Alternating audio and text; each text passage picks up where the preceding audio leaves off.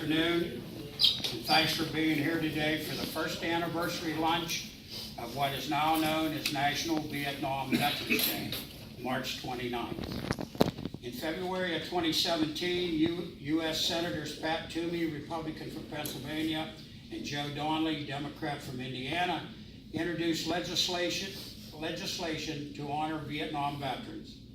The day was to be March 29th of each year, since that was the day the last combat units were withdrawn from South Vietnam. This legislation was signed into law by President Trump. In 2012, the Obama administration proclaimed that the 50th anniversary of the Vietnam War would be recognized from May of 2012 through November 11th of 2025. This is a 13-year span of years from 1962 to 1975, of which the United States involvement in the Vietnam War. Back then, we were 18, 19, 20-year-olds from towns all over Mercer County. We competed against each other in sports and other school events and never realized what comrades we would become later on in life. When the call came out to serve our country, we answered that call and became a band of brothers and sisters known as Vietnam veterans. Whether we enlisted or were drafted, we left our families and loved ones to become soldiers, sailors, airmen, and Marines.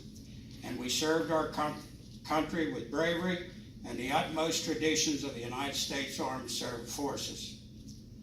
As kids from Reynolds, Greenville, Fredonia, Sandy Lake, Mercer, Sharon, Stoneboro, or wherever, we went to the jungles and the rice paddies of Vietnam, to places called Da Nang, Long Binh, Khe Sanh, Hue, Saigon, Cu Chi, Tay Ninh, Swan Lock, the Mekong Delta, and the South China Sea, and countless villages and hamlets in between.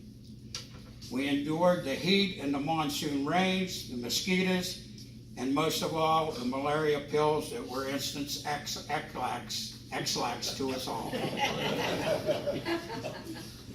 According to statistics, 3 million servicemen and women served in country, and 58,000 of those heroes gave the ultimate sacrifice. I know that many of our brothers and sisters returned home wounded and scarred, and many of that still remains today.